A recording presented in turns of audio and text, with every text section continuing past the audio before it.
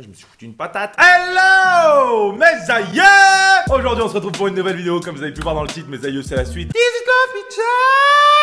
Et sa mère, mes aïeux, sa mère. Rappelez-vous dans les derniers épisodes, mes aïeux, mais c'était la folie. Dans le dernier épisode, c'était mais n'importe quoi même. On était à deux doigts, mais là, mais c'était même plus on était même plus aussi proche du gros direct de Peter. Là, c'était carrément un threesome, les gars. Rappelez-vous. On était justement sortis de la maison des Bartoli, direction la fac. On avait rejoint notre petite copine Sarah, justement, qui était dans l'amphithéâtre, je crois. Elle mettait des banderoles ou je sais plus quoi. En gros, bah voilà, ça chauffait vénère parce que on avait le t-shirt mouillé, etc. Sarah, elle en pouvait plus. Elle était toute mouillée aussi, mais pas au niveau du t-shirt. Peter est arrivé, laisse tomber, il a vu nos têtes pointues. Lui, c'était même plus. Goal maximal, t'as compris, Rouya. Et là, mes aïeux, justement, il s'était passé un truc, c'est que bah après tout ce tumulte de choses qui venaient de se passer, justement, mes aïeux, notre Bibi à nous, s'il te plaît, elle tombe dans les pommes, Rouya. Elle tombe dans les pommes parce que bah on sait pas trop pourquoi. Elle allait pas très bien, on se rappelle. Mais il y avait dû avoir, tu sais, en plus du Sarah et du Peter qui se prennent la tête pour savoir qui elle aime Ken. Et justement, elle est tombée dans les pommes, cette biatch, et elle s'est réveillée à l'hôpital. On s'en était arrêté là, mes aïeux, rappelez-vous. Et je vous avais laissé un choix. Il fallait soit choisir de se dire à nous-mêmes que justement on déteste les hôpitaux et je pense bah, que justement on panique un peu, ou soit justement il fallait garder son calme. Vous avez été, mes aïeux, une petite majorité parce que ça a été très très serré, que ça soit dans les commentaires ou justement sur le sondage Twitter, mes aïeux. Donc bah désolé pour ceux en qui il n'y a pas eu assez de votes, mais on va partir sur je garde mon calme. Vous avez été une majorité, donc bah la majorité l'emporte, c'est comme ça, on est en démocratie, cherche pas Rouya et pleure pas, t'as vu, t'auras peut-être raison la prochaine fois, hein, Rouya, hein. Donc on est directement parti là-dedans pour voir comment ça se passe, mes aïeux. Donc on est directement parti pour voir comment ça se passe à l'hôpital. Inch'Allah, Peter et Sarah vont venir me ken quand même, vu que je suis sur un lit. C'est parti, let's go. Boum boum boum. Vol première classe pour Cuba, escale à Puerto Rico. Je roule en Testarossa, elle me demande mon numéro. Je déteste les hôpitaux, je garde mon calme. Bien évidemment, mes aïeux, on va garder notre calme parce que bah, on se rappelle, mes aïeux, et ça me fait plaisir justement que ça soit ce choix-là parce que au moins vous m'écoutez. Bibi n'a jamais peur de rien, Bibi ne renonce jamais et Bibi ne panique jamais. Et Bibi est toujours la plus forte. On se rappelle de ça, mes aïeux. On va voir comment ça se passe. Je garde mon calme. Je respire doucement pour essayer de me concentrer. Zen, zen. Zen, les rêves zen. Des murs blancs, des draps blancs, des machines. Je suis effectivement dans un hôpital. J'essaie de me relever doucement, mais j'ai trop mal à la tête. Je dois reprendre rapidement ma position initiale. Debout! Debout, Bibi! Biatch, tu vas bien? On sait pas qui c'est, donc y a pas de voix. Est-ce que je vais bien? Je n'en ai pas vraiment l'impression. Déjà, en même temps, t'es dans un hosto et sur un lit d'hôpital, donc ouais, c'est sûr, à un moment, y a un truc qui cloche. Y a un truc, t'es pas 100% de tes capacités, hein. Ah oui, non, les capacités, elles sont pas là, hein. J'ai chaud et froid en même temps et ma tête me fait vivre un véritable enfer. Non! J'ai décidément connu mieux. Ah oui, elle a connu mieux, Bibi, hein, surtout quand elle était contre les pectoraux de Peter. Ah ça, elle a kiffé sa mère. Je me retourne et aperçois le visage inquiet de Sarah. Sarah! Mais tu es déjà là avec moi? De l'autre côté du lit se tient Peter et Nicolae. Mais c'est plus un threesome là, c'est un quadrisome. Mais what the fuck is that? Ils semblent tous les deux très inquiets. Ils ne me quittent pas des yeux, je me sens rougir. Pourquoi je suis à Walpé? Qu'est-ce qui se passe? Que s'est-il passé? Tu es tombé dans les pommes ce matin. Tu es resté inconsciente presque 3 heures, sa mère. On a pris une heure chacun. On a pris du temps avec toi, mais c'est un shit, hein, il faut pas le dire. 3 heures? Ça me semble énorme. Je n'ai jamais perdu conscience aussi longtemps. Non, on va pas faire de mauvaises blagues, mes aïeux. Ah, on est en début de vidéo, les rails, on y va mollo polo, ok? Je rassure Sarah, je rassure les frères Batoli. Ah, mais c'est relou ce choix. Tu peux pas juste rassurer tout le monde d'un coup? Non, tu peux pas ça. Bon, vas-y, on va rassurer les frères Batoli parce que il faut se rappeler, mes aïeux, qu'ils ne savent pas vraiment ce qu'on est, donc on va les rassurer. Je me tourne vers les deux frères et leur lance un petit sourire timide. Ne vous inquiétez pas, j'ai encore un peu mal à la tête, mais je me sens déjà mieux. Désolé de vous avoir inquiété. Tu n'as pas d'excuser, Biatch. Nous aurions dû être plus vigilants et veiller sur ta santé. Ouh, et pas que sur ta santé, bébé. Ah non, mais Nicolas, arrête, t'es le chef de la famille. Arrête de draguer Biatch, quand même. Oh là là, ah, mais c'est la désinvolture totale chez les Bartoli dans le monde de Mister Ispel, hein. Tout le monde veut Ken Bibi et tout. Franchement, les rails, c'est pas cool, hein. C'est pas cool, hein. Voilà, Nardim. Sarah leur lance un regard noir et se lève pour leur faire face. J'espère que vous ne l'avez pas touché. Bah si, plus d'une fois, bébé. Comment tu m'as raconté n'importe quoi, Sarah, là. On est pas comme ça, nous, on n'est pas des violeurs, hein. Les vampires, mais pas des violeurs, ok? Peter gronde presque, le visage fermé, les poings serrés. Je n'ai aucune envie qu'ils se battent ici et maintenant, et surtout pas avec Sarah parce qu'il va la déglinguer sa mère. Si ça se trouve, vous l'avez pris du sang et c'est pour ça qu'elle est malade. Ça, nous sommes dans un lieu public. Si tu pouvais éviter ce genre d'accusations insultantes, nous t'en serions reconnaissants. Parce que là, c'est vrai que si les gens ne savent pas qu'on est vampire...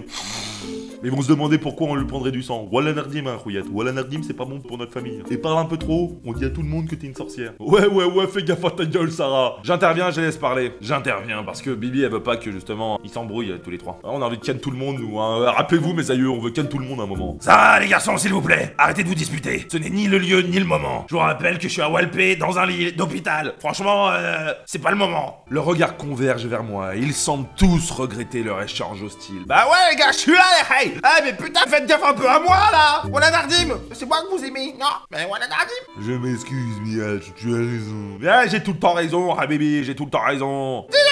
Je me suis apporté. T'inquiète, tu montreras un nichon, tu seras pardonné, t'inquiète. Soudain, un médecin en blouse blanche entre dans la pièce, nous le regardons en silence. Mademoiselle Biatch, bonjour, je suis le médecin Smith. C'est moi qui me suis occupé de vous quand vous êtes arrivé ici. Pourquoi cette voix-là? Le docteur Smith regarde Sarah et les frères Bartoli en levant un sourcil, manifestant pas très à l'aise. Mais que faites-vous là, vous? Qui êtes-vous? Mais dites-nous tout. Vous êtes la famille qui l'héberge, c'est ça? La famille... de vampires. Non, imagine. Nicolas ne répond rien, mais hoche la tête. Est-ce que ce médecin sait quelque chose? Nous avons les résultats des examens sanguins, mademoiselle Tuche. Oh, mademoiselle Tuche, j'avais zappé, c'est vrai qu'elle s'appelle Tuche. Mademoiselle Tuche manque de vitamines et de fer, elle doit être épuisée. Vitamine C, poisson, direct, bras. À ces mots, Sarah lance un regard noir aux deux frères qui n'emmènent pas l'âge. Et quelques questions à vous poser, mademoiselle Tuche. Souhaitez-vous me répondre seul à seul ou en présence de vos amis? Il lance un regard prudent aux deux frères qui forment comme une barrière autour de moi. Je suis avec mes gardes du corps, tu peux rien faire. Je préfère répondre en leur présence, je préfère qu'ils sortent. Ah, je préfère qu'ils restent, on va voir ce que ça fait. Je préfère répondre en leur présence, je leur fais confiance. Leur présence ne me dérange pas, ils sont tous proches de moi. Je n'ai rien à leur cacher, rien du tout. C'est pour ça qu'on se balade tout nu dans le manoir, parce qu'on n'a rien à se cacher. Ah, je suis en forme les rails. Ah, je vous ai dit plus aucune limite. Eh mais, c'est que des mots avec des intonations différentes joués par quelqu'un de merveilleusement beau, c'est vrai. Mais voilà, les enfants, c'est que de l'acting, que du jeu, tu vois. Si je parle de cul, c'est pas que je suis un infomane complètement pervicide de la vie. Non, non, non, non. Je suis juste quelqu'un qui aime bien rigoler sur le cul, c'est tout, Rouya, c'est tout. Ça me fait rire. Mes trois amis semblent touchés par mes mots, ils ont un doux sourire sur leur beau visage, ils reculent tout de même pour me laisser un peu d'intimité. Très bien, tout d'abord j'aimerais savoir si vous mangez suffisamment, mademoiselle Tuche. Vous êtes très anémiée. Oh bah c'est un mot que je viens d'apprendre. Eh voilà Nardim, si vous connaissez le mot, bah déjà vous la pétez pas. Et moi j'aime dire que justement, bah anémiée, bah c'est un mot que je connais. Anémiée, je pense que c'est un peu, elle en manque un peu de choses en elle, tu vois. Il lui manque des trucs, tu vois, genre la vitamine, le fer, tu vois, elle est un peu pas bien quoi, pas bien. Dites-moi si c'est ça en commentaire, hein. Il y a des françaisistes, hein, mais dites-le moi, dites-le moi. Je n'ai vraiment pas l'impression de me restreindre, je mange tous les jours à ma faim, comme je l'ai toujours fait. Oui, je mange bien et à ma faim, je ne pense pas manquer de quoi que ce soit, en fait, Dr. Smith. Dr. Smith. Très bien, faites-vous une activité physique intense? Est-ce que de Ken avec Peter, ça compte? Bah, vu que c'est pas vrai, en fait, bah non, j'en fais pas. Non, j'aime pas le sport, ça m'arrive, j'adore le sport. Ah non, j'aime pas le sport, me jugez pas les rails. J'aime bien participer, regarder, m'amuser, mais en faire, j'aime pas ça, j'aime pas ça. Je ne suis pas une grande sportive, donc pas vraiment, non. Et pourtant, j'ai un corps d'athlète et je suis une bebon. Le docteur hoche la tête en notant toutes mes réponses. Que cherche-t-il à savoir exactement? Pour finir, avez-vous l'impression d'être stressé ou surmené ces derniers temps? Bah, un peu oui. Oh oui! On va répondre. Avec tout ce qui se passe, les vampires, les fragments d'âme, les templiers, l'université, je suis assez stressé, c'est plutôt normal. Oui, je dois dire que je suis assez angoissé en ce moment pour diverses raisons liées au cours de ma vie privée. Si vous voyez ce que je veux dire, je peux pas tout vous dire. Le docteur semble réfléchir un moment, relisant ce qu'il vient de noter, puis il relève les yeux vers moi. Très bien, je pense que récemment vous avez subi une sorte de choc qui vous a vidé de votre énergie. Il faut absolument que vous vous reposiez. Ah mais ça c'était quand j'étais dans les bras de Peter. Ah, il a vidé mais toute mon âme sa mère, hein. Je vais vous laisser sortir de l'hôpital si vous me promettez de vous reposer. Mais bien sûr, t'inquiète, Rouya, t'inquiète. Au pire, je me repose pas, bah je reviendrai te voir, hein, et tu me diras, ouais, tu t'es pas assez reposé, blablabla. Ouais, je suis en train de remettre mes petites manches pendant que je vous parle. Et alors, on est ici, tu vois, c'est comme à la maison, franchement, j'ai renommé ma chaîne comme à la maison. Parce qu'on est comme à la maison, les rails. Asseyez-vous, mangez, buvez, masturbez-vous en silence. Tranquille, comme à la maison, les rails. Apparemment, je n'ai pas vraiment le choix. Je me demande un moment ce qui a pu provoquer ce choc, puis je repense à la nuit où je me suis perdu dans la maison hantée. Mais comment tu peux oublier ça, babe? C'est arrivé déjà il y a 2 jours, et en plus, quand même, c'est un événement assez choquant quand même. Mais assez choquant quand même. Ça m'est jamais arrivé hein, de me trouver dans une maison hantée après avoir entendu les murmures et genre les esprits qui veulent me transpercer et tout. Ah voilà Nardim, ça m'est jamais arrivé bébé hein. Franchement. Cette nuit a été particulièrement éprouvante. Ah bah tu m'étonnes. Est-ce cela qui m'a mise dans cet état? Ça ne m'étonnerait pas. Mais c'est sûr et certain que c'est ça bébé. À part des câlins avec Peter, t'as rien fait d'autre. Eh regardez, on dirait que tous les lits ils crient genre. Ah ah ah. Voilà. Il va se...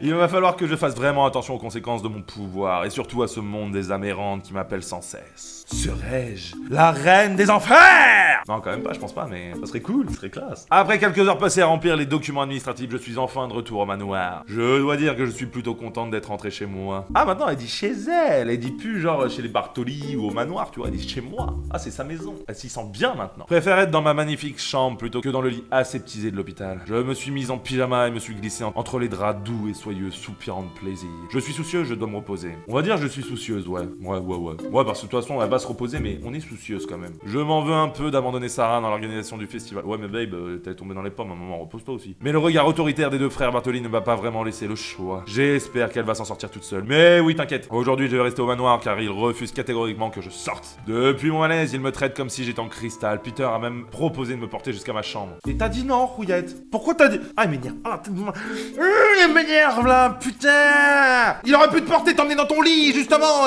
Tu lui dis, hey, viens sous la côte avec moi, t'as vu? Biatch! Putain, il faut tout lui apprendre à celle-là. Je ne suis pas une princesse sans défense! Mais non, mais des fois, je joue la princesse sans défense, Rouillette, putain. Ah ouais, mais tant de grossièreté dans ma bouche là, mais en même temps, chie dans la colle, hein, biatch. Hein. Quand est-ce qu'on va pécho?